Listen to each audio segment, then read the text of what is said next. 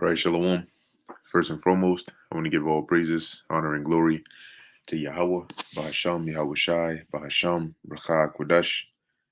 Double honors to the elders and the apostles of Great Millstone, and peace and blessings to the elect. And this is going to be a lesson, as you can see, conduct. I have here the word conduct on Google. Pulled up a definition. Google usually does a terrible job of pulling up definitions for some words, but we'll just go with that with this one for today. And it says here, the first definition, it says the manner in which a person behaves, especially on a particular occasion or in a particular context. And as you can see, some similar words are behavior, way of behaving, performance, demeanor, okay, and so on and so forth. And this comes, through the inspiration, of course, of Yahweh Basham Yahweh Shai. But I was reading the book of First Timothy, the third chapter, and there was a few points in there that were being highlighted. Okay, as the Apostle Paul was directing Timothy, instructing him on things to look out for, and when in bishops, and in deacons and so on and so forth. But even without those titles, those traits, okay, and those things that you need to be proved or that need to be proved about you, really just as a man of the Lord, okay, or as a true believer in Yahweh Basham Yahweh Shai, still remain true.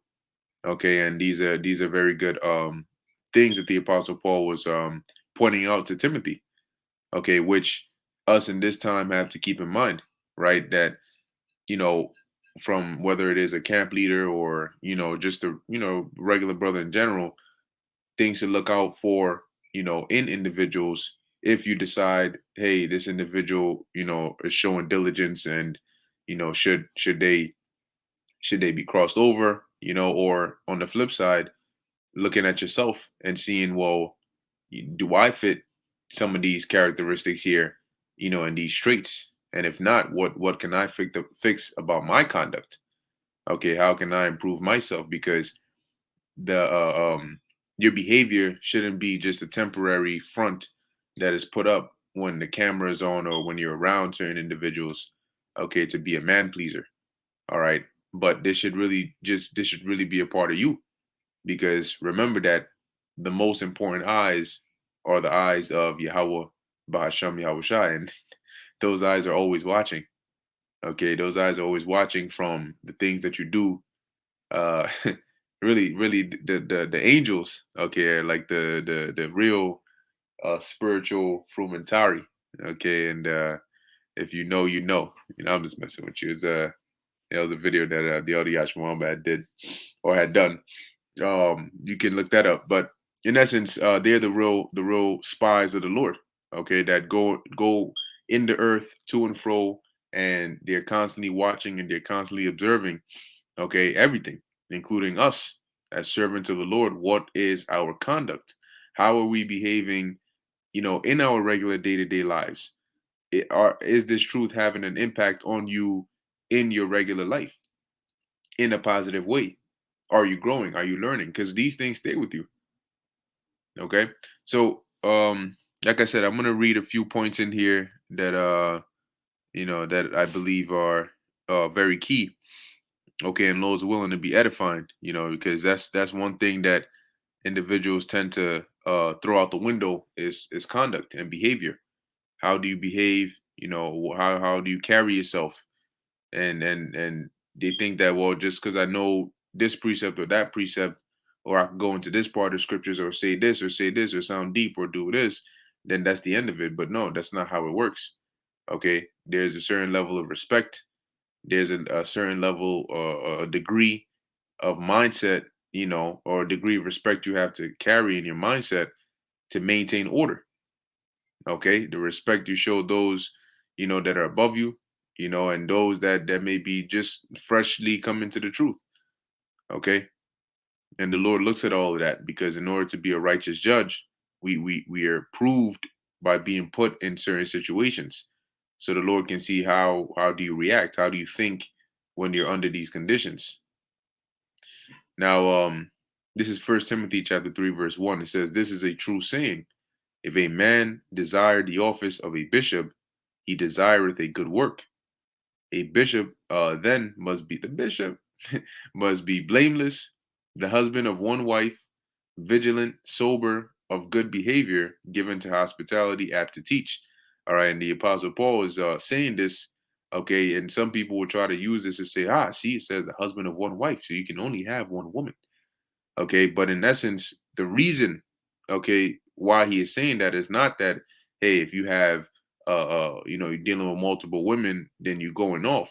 But what the reason the Apostle Paul is saying this is because in order to fulfill the office of a bishop, you need to, number one, when you deal with women, the number one thing that they want from you is, most of the time, is attention.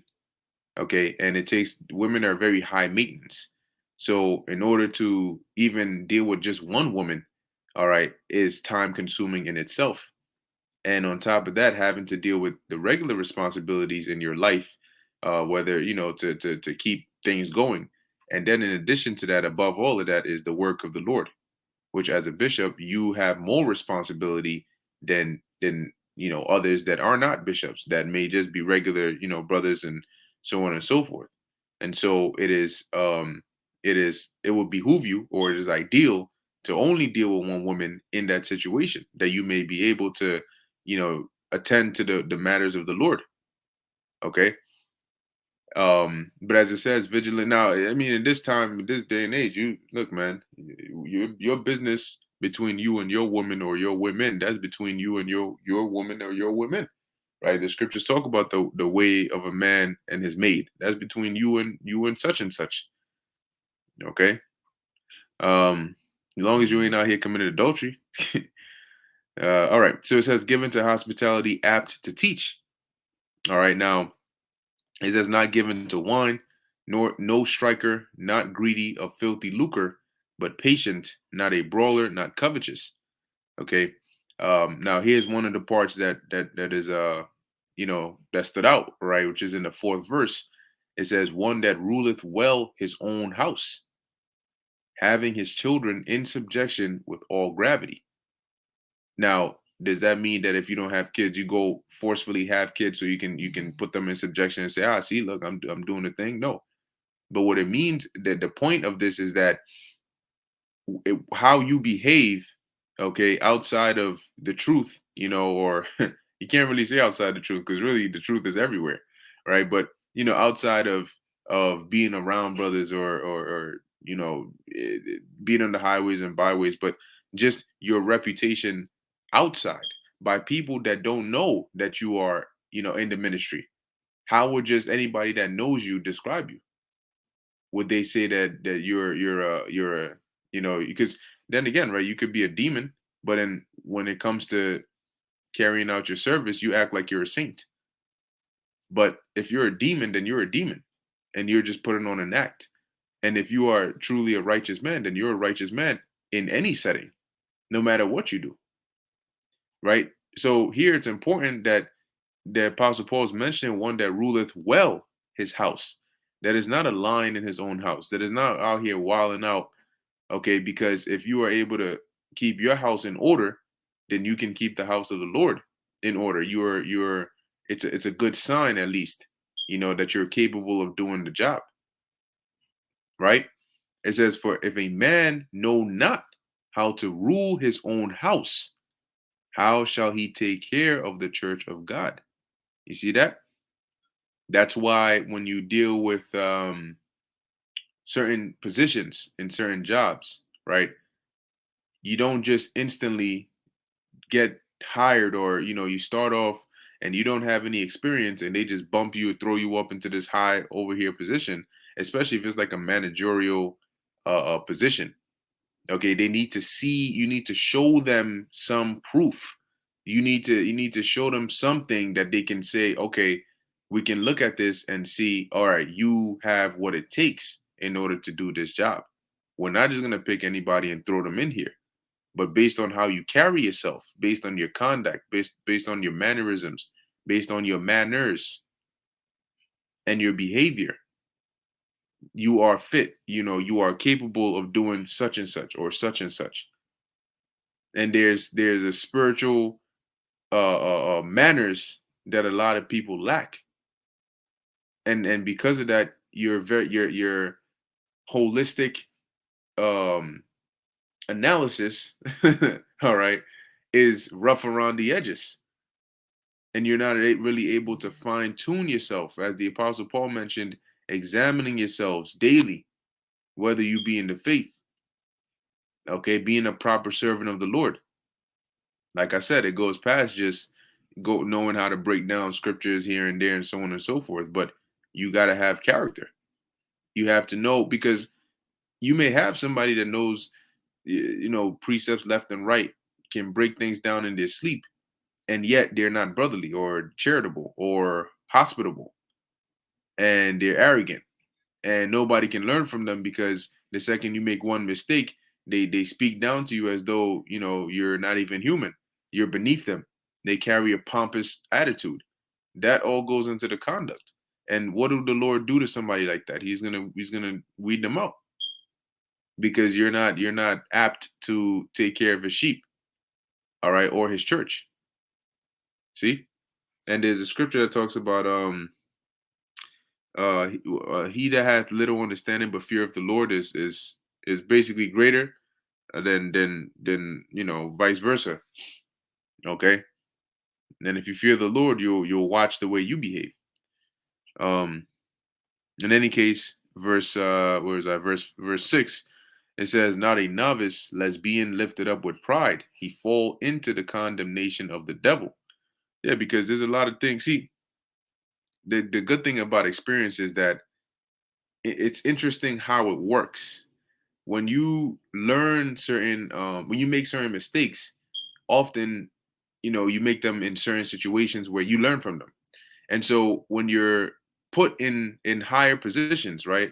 For example, you started off as a regular associate, and one day you were tasked with a job of maintaining, I don't know, new hires, training them and making sure that they're good. And you messed up. You did something that messed up. You didn't assign them the right thing, or you weren't on top of it to see that one of them was messing something up, and it became a bigger issue, which you then had to take responsibility for. Right? Now that's a mistake that you make, but you learn from it. And that way, in the future, if you did get promoted to be a manager, or an even higher position, you don't need to run the risk of making that novice mistake and having to deal with even more hefty consequences. Because as an associate, cool, you're not a manager, you're an associate. They gave you this one task, you slightly messed up, you learn from it. But if you are in a managerial position, or you're in a higher position, and you go and make a mistake like that, where you're not watching, those that are under you, or you're given a task and you're not really staying on top of it, they're not going to cut you slack. So you learn those mistakes, you make those mistakes, and you learn from it, where the damage is not, as maximum as it would be if you made that mistake when you're basically doing the real thing, right? So, in essence, if you take a novice and you throw him into a high position, and he doesn't have the experience, he hasn't had the chance to make those mistakes and learn from them, and he's just thrown into this high position, chances are at some point he will make a novice mistake, but the consequences are going to be greater because of the position you put him in. Okay? Verse 7, it says, moreover, he must have a good report of them which are without, lest he fall into reproach and the snare of the devil. Right. So, in essence, um, if you behave a certain kind of way, right, around brothers or in the ministry or so on and so forth, would I get that same kind of report from people that aren't in the truth, that aren't in the ministry, regular people that just know you? If I was to ask, yo, such and such individual, you think he's a chill dude, he's a humble person, what is he like? Would I hear a similar report, or would I hear conflicting reports? Here it is. You you see, you see an individual, you see an individual, um, and they act all humble and respectful and cool, and then you ask maybe their homeboy or somebody that they deal with, or somebody that knows them that is not in the truth. What do you think about such and such? And next, oh, what young boy flow money? Shit, man, that nigga taught me how to be a nigga. Oh shit. You know what I'm saying? You hear something like that, you're like, what? Yeah, yeah. Just last week, man, we just, you know what I'm saying? We just did some wild shit. Yeah, then he's a top dog around here. Me, I'm a purebred nigga from the streets. And he told me he's an OG. So I mean, you can only imagine the type of nigga he is. And he real good at acting too. You gotta watch that. Now, if you hear something like that, that's gonna raise a whole lot of red flags, right? As opposed to, because then the reports are not consistent. So that means that you're putting on an act. Either you are a OG of niggas, a nigga, a true nigga, a super nigga, or and then you're putting on this humility act, or you are putting on the act of being some OG hardcore nigga to keep up an image in the streets. But in any case, why would you need to do that, right? Um, as opposed to where you ask about the individual and they say, "Oh yeah, no, definitely this person is," and without them necessarily knowing who you are or why you're asking, they give you a report that's consistent. Where you're like, "Yep, yep, that makes sense. That checks out. Such and such is good." Okay, and it goes to show you that this is how genuinely this is how this individual is.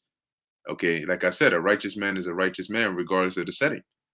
Whatever wherever you put them, they will make the same if you put them in one position and you put them in a situation where they have to make a certain decision, and then you put them in another situation where they have to make the same kind of decision, but it's just formed differently, they'll do it over and over again because their reasoning behind doing it stays the same, right? Especially if it's a righteous thing.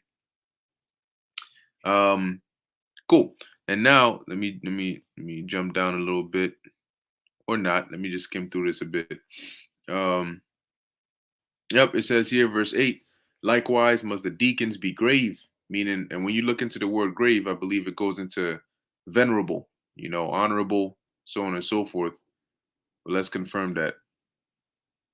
Right. See, it says venerable, uh, reverend, to be venerated for character, honorable, okay, of persons of deeds. What's that? Semnos. Okay, so you have a bishop, you have a deacon. It says not double tongued, not given to much wine, not greedy for filthy lucre, holding the mystery of the faith in a pure conscience.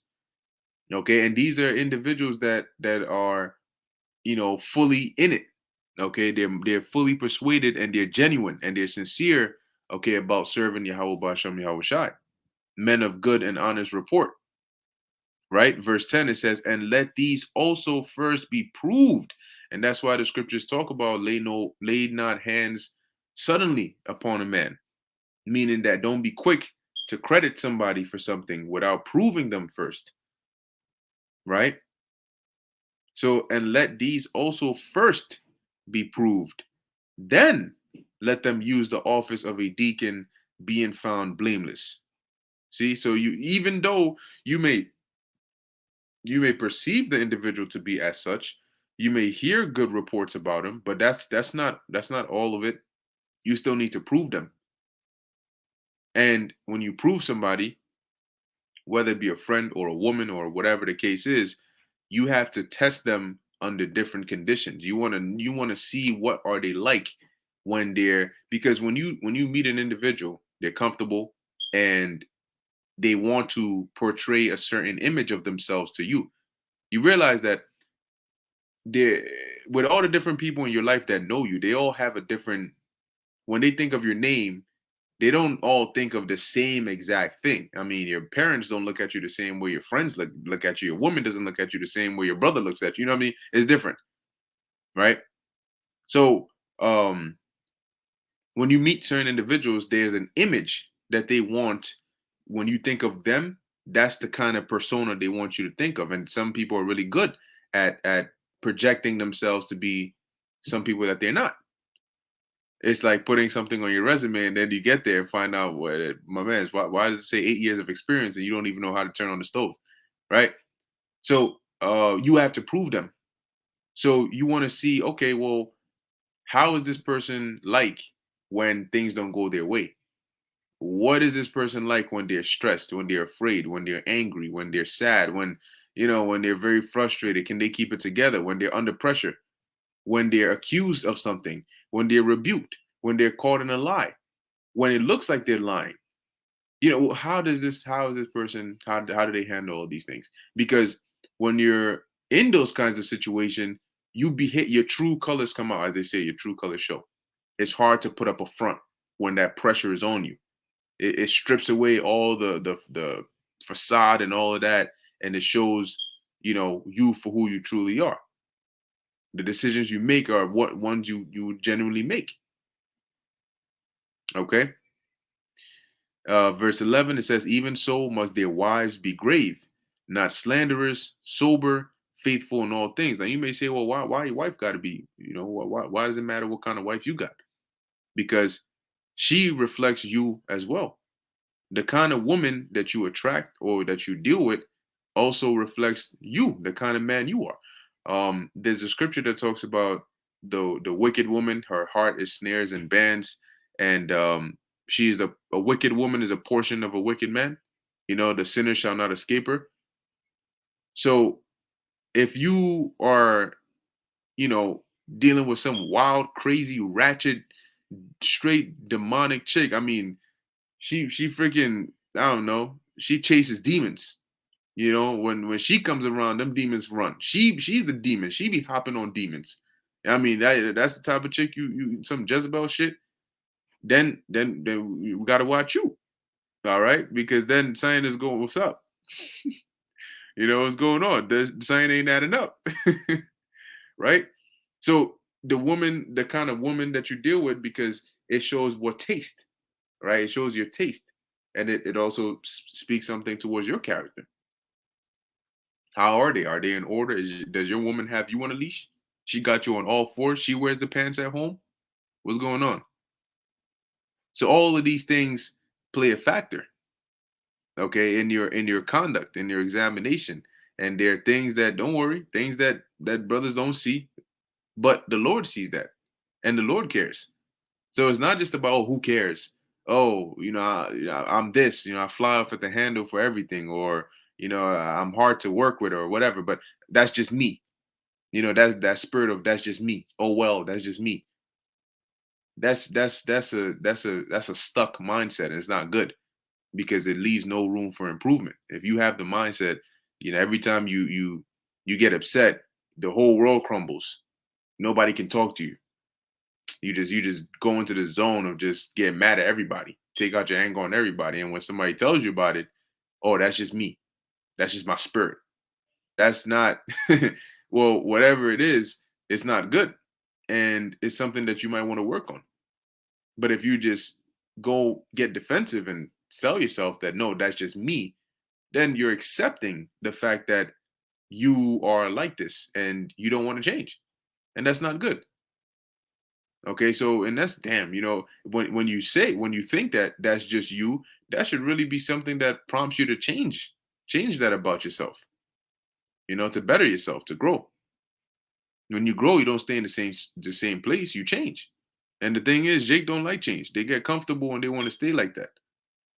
But you got to become comfortable being uncomfortable. All right. Um, and let's see. Yeah, I think that was pretty much it on that. Yeah, I believe that was pretty much it on that. Like I said, I was reading the First Timothy, the third chapter, and there are just a few points in here that gave me the idea for the lesson about conduct and how very important that is as well. because that deals with your reputation, it deals with your report, okay, and then it deals with your standing, and the Lord looks at that when selecting a judge. Like if you go for a job interview, and some or most jobs, they ask questions about, there's like different rounds, or there's different parts to it, right? There's questions about what the actual job requirement is to see if you're qualified for it. But then there's also the part about, do they like you? Are you somebody that can get along with the rest of the team? And how do you behave? Like your social skills. How do you behave in this condition? How do you move under this? Why do you think they do that if it wasn't important? If so long as you just know how the job works, you just throw your now some interviews may be like that. But if that was the case, why would they ask about certain other things? Why would they inquire about, your behavioral status? Why do they do background checks? Why do you think they do all these things? Because conduct matters. And if they do that in the world for tasks and jobs and responsibilities, because they're gonna rely on you to be responsible for something that's valuable to them, they need to know what kind of person you are. Not just what you know, but who are you? And it's the same thing here. The Lord vets you, and he's trying to see, well, who are you? Who are you? All right, he's trying to prove you. And so, hey, it's all a learning process. None of us are perfect, but a part of the perfect mindset is always looking for improvement. Anyway, with that, that was pretty much it on that. Lord willing, that was edifying to the elect. In closing, I want to give all praises, honor, and glory to Yahweh, Bahasham, Yahweh Shai, Bahasham, Rakah Kodash. Until next time, Shalom.